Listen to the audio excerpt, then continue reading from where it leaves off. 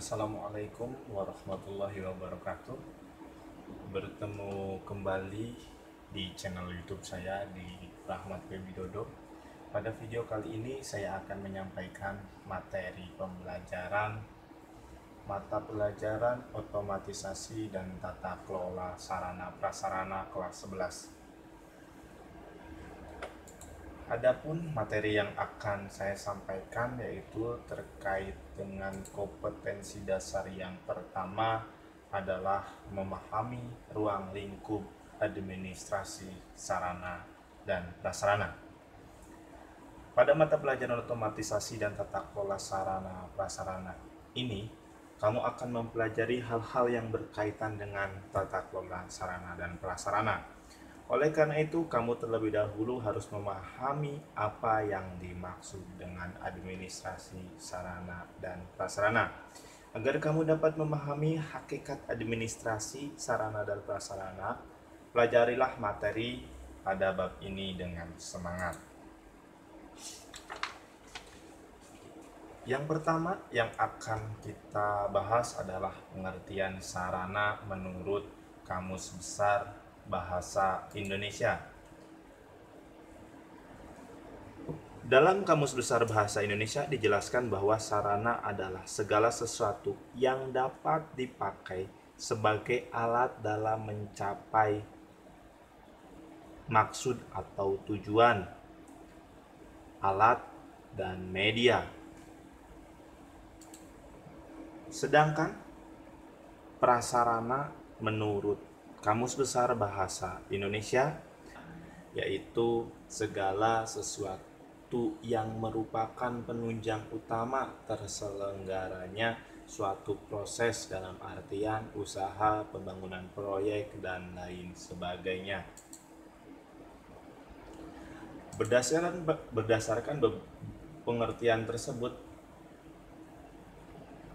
dapat disimpulkan bahwa sarana dan prasarana merupakan hal yang berbeda, di mana sarana lebih ditujukan untuk benda-benda yang bergerak seperti komputer, printer, serta alat dan mesin lainnya. Sedangkan prasarana lebih ditujukan untuk benda-benda yang tidak bergerak seperti gedung, ruang, dan tanah. Selanjutnya kita akan mengenal sarana dan prasarana kantor. Sarana kantor menurut Kamus Besar Bahasa Indonesia didefinisikan sebagai segala sesuatu yang dapat dipakai sebagai alat dalam mencapai maksud atau tujuan, alat, media. Menurut Piansa dan Garnida 2013, membagi sarana kantor menjadi dua, yakni yang pertama adalah sarana berupa alat, yakni alat yang digunakan untuk melaksanakan proses kegiatan kantor, perlengkapan kantor, dan bahan habis pakai. Yang kedua adalah sarana berupa informasi, yakni sarana yang berupa buku, peraturan, majalah, lembar informasi, internet, dan lain sebagainya.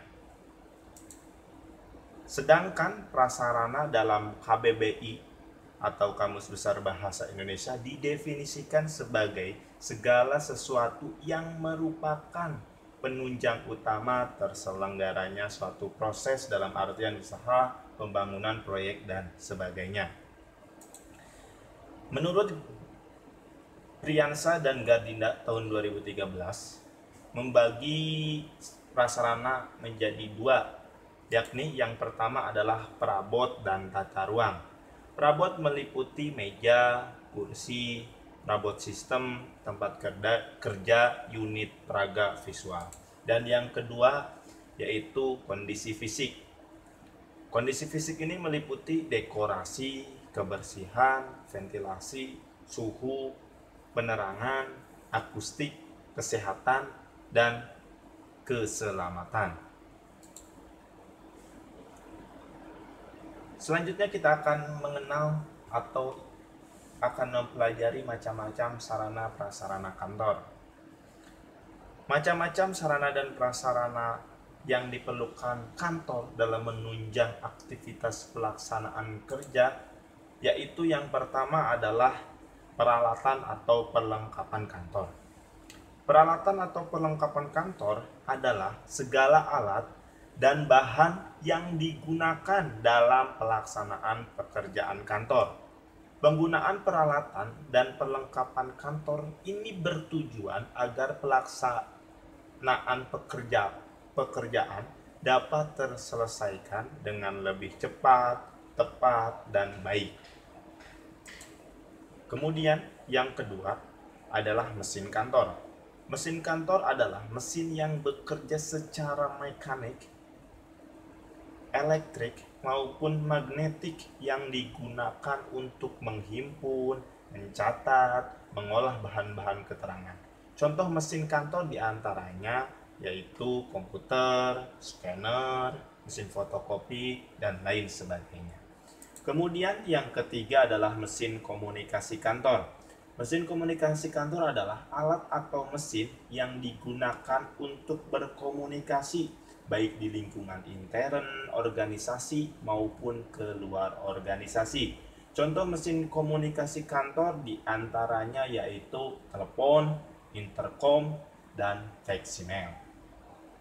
Kita masuk ke macam-macam sarana prasarana kantor. Yang keempat adalah perabot kantor. Perabot kantor adalah benda-benda kantor yang terbuat dari kayu maupun besi yang berfungsi untuk membantu pelaksanaan tugas pekerjaan kantor. Perabot kantor contohnya yaitu rak, lemari, filing kabinet, meja, kursi, dan sofa. Yang kelima yaitu interior kantor. Interior kantor adalah semua jenis barang yang berfungsi menghias ruangan kantor sehingga tercipta ruangan yang serasi dan enak dipandang dan menyenangkan sehingga memberi semangat dan kenyamanan dalam menyelesaikan pekerjaan. Contohnya interior kantor yaitu lukisan, lampu, vas bunga, akuarium, taman, dan lain-lain. Macam-macam sarana prasarana kantor yang terakhir yaitu tata ruang kantor.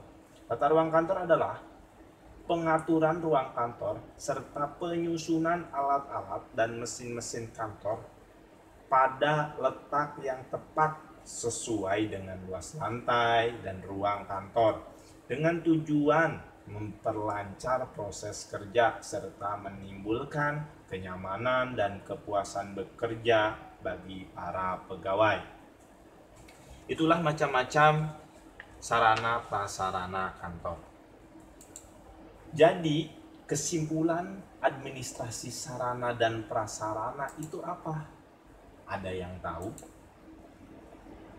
Administrasi sarana dan prasarana dapat didefinisikan sebagai keseluruhan kegiatan pemikiran, pengaturan, dimulai dari penentuan tujuan sampai pelaksanaan atau penyelenggaraan kebijaksanaan kerja sarana dan prasarana hingga tujuan dapat dicapai. Setelah mengetahui apa itu administrasi sarana prasarana, kita akan mempelajari yang selanjutnya ruang lingkup administrasi sarana prasarana. Ruang lingkup administrasi sarana prasarana yang pertama adalah perencanaan pengadaan. Itu pengadaan ya, bukan pengaduan. Oke, perencanaan pengadaan merupakan proses perancangan upaya pengadaan sarana dan prasarana. Perencanaan dilakukan sebagai kontrol setiap langkah kegiatan yang dilakukan, serta apabila terjadi hambatan dalam pelaksanaan, maka rencana dapat memberi arahan dalam melakukan tindakan. Kemudian yang kedua adalah prakualifikasi rekanan. Prakualifikasi rekanan merupakan kegiatan untuk mengetahui rekanan mana yang terbaik dari rekanan-rekanan yang mengikuti tender. Prakualifikasi rekanan dilakukan untuk memeriksa rekanan secara administratif dan teknis, menetapkan dan mengumumkan hasil prakualifikasi, dan membuat laporan tentang pelaksanaan prakualifikasi. Yang ketiga adalah pengadaan barang. Pengadaan yakni kegiatan penyediaan sarana dan prasarana untuk menunjang pelaksanaan tugas. Pengadaan barang meliputi penelitian kebutuhan, standarisasi dan perencanaan barang, pembelian barang, dan pengiriman barang. Yang keempat yaitu penyimpanan. Penyimpanan merupakan kegiatan menerima dan menyimpan barang hasil pengadaan yang bertujuan untuk mengamankan barang yang belum atau akan didistribusikan. Kemudian yang kelima adalah inventarisasi. Merupakan kegiatan memperoleh data yang diperlukan mengenai sarana dan prasarana yang dimiliki. Singkatnya, inventarisasi merupakan pencatatan terhadap sarana dan prasarana dengan teknik tertentu. Inventarisasi dilakukan untuk efektivitas pengelolaan sarana dan prasarana serta sebagai bahan pengawasan sarana dan prasarana. Yang selanjutnya adalah penyaluran atau pendistribusian. Merupakan kegiatan memindahkan barang hasil pengadaan beserta tanggung jawab dari instansi atau pemegang yang satu pada yang lain. Kemudian, yang selanjutnya adalah pemeliharaan. Pemeliharaan merupakan usaha yang dilakukan untuk memastikan agar barang selalu dalam kondisi baik ketika dibutuhkan serta menghindarinya dari unsur yang merusak. Yang selanjutnya adalah rehabilitasi. Kegiatan rehabilitasi masih berkaitan dengan pemeliharaan, di mana barang yang mengalami kerusakan diperbaiki agar dapat dipergunakan kembali. Yang selanjutnya adalah penghapusan. Apabila barang inventaris sudah tidak sesuai dengan daya pakainya serta biaya rehab sudah tidak sebanding dengan biaya pakai, maka sebaiknya barang tersebut dihapuskan. Kegiatan penghapusan barang dilakukan dengan penelitian yang dilakukan dengan penilaian barang, pembuatan berita acara, pelaksanaan penghapusan, atau lelang, atau bisa juga dimusnahkan. Kemudian ruang lingkup administrasi sarana dan prasarana yang terakhir adalah pengendalian. Maksud dari pengendalian adalah bahwa kegiatan administrasi sarana dan prasarana mulai dari perencanaan, pengadaan, hingga penghapusan merupakan rangkaian kegiatan yang dimonitoring atau diawasi untuk mencapai tujuan pelaksanaan administrasi sarana dan prasarana itu sendiri. Itulah terkait dengan beberapa macam ruang lingkup administrasi sarana dan prasarana. Selanjutnya kita akan mempelajari apa itu sebenarnya tujuan dari administrasi sarana dan prasarana. Menurut tim dosen ASMI Santa Maria Yogyakarta tahun 2008 yang dikutip dalam bukunya Purwanto tahun 2016, tujuan administrasi sarana dan prasarana yang pertama adalah menyediakan sarana dan prasarana sesuai kebutuhan dari segi jenis ataupun spesifikasi, jumlah, waktu, maupun tempat dibutuhkan dalam keadaan dapat dipakai dari sumber yang dapat dipertanggungjawabkan dengan harga yang layak serta dengan memberikan pelayanan yang baik. Kemudian yang kedua adalah menyediakan informasi tentang sarana dan prasarana untuk pengawasan dan pengendalian serta pengambilan keputusan terkait sarana dan prasarana.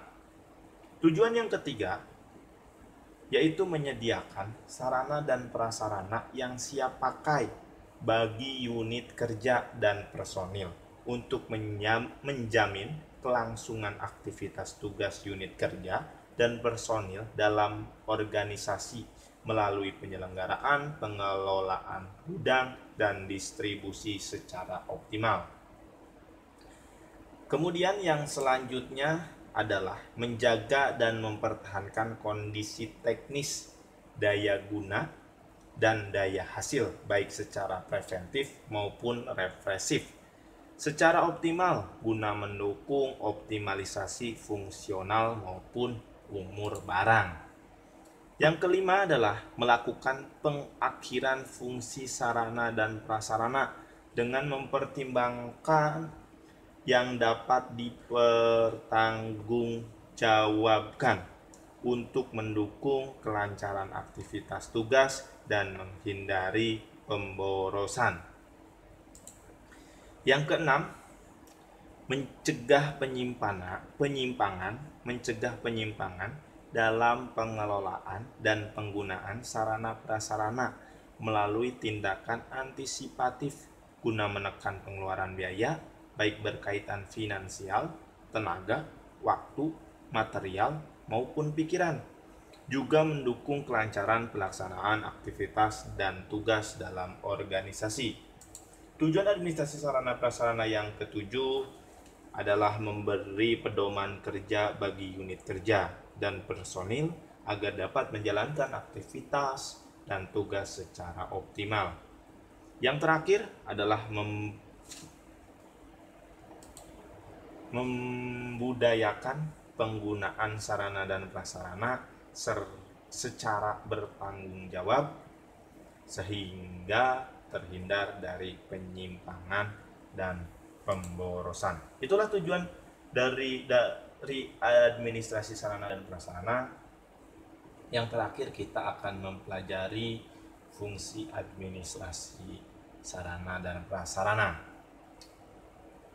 Fungsi administrasi sarana prasarana yang akan kita pelajari yaitu menurut Purwanto 2016. Fungsi perencanaan yang pertama adalah fungsi administrasi sarana dan prasarana yang pertama adalah fungsi perencanaan.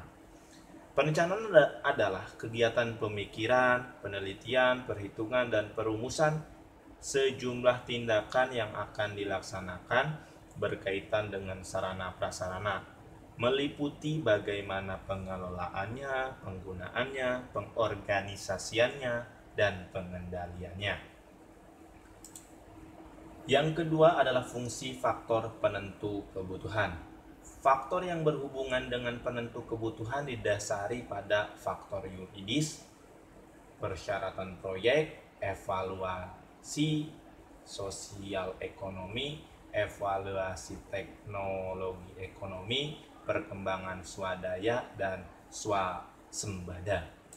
Yang ketiga adalah fungsi penganggaran. Fungsi berupa kegiatan merumuskan kebutuhan dalam suatu skala standar, yakni skala mata uang dan jumlah biaya dengan memperhatikan pengarahan dan pembatasan yang berlaku. Yang keempat adalah fungsi pemindahan. Fungsi yang berkaitan dengan kegiatan memindahkan fisik barang beserta hak dan tanggung jawabnya kepada user dalam internal organisasi. Yang kelima adalah fungsi penggudangan. Fungsi yang berkaitan dengan kegiatan penyimpanan meliputi penerimaan barang, pencatatan barang, pemasukan, penyimpanan, pengaturan, pembukuan, pemeliharaan, pengeluaran, dan pendistribusian hingga pertanggungjawaban pengelolaan barang. Fungsi yang selanjutnya adalah fungsi perawatan. Fungsi berupa kegiatan peningkatan kualitas pelayanan sarana dan prasarana organisasi guna mencapai tujuan yang ditetapkan secara efektif dan efisien. Fungsi yang selanjutnya adalah fungsi inventarisasi.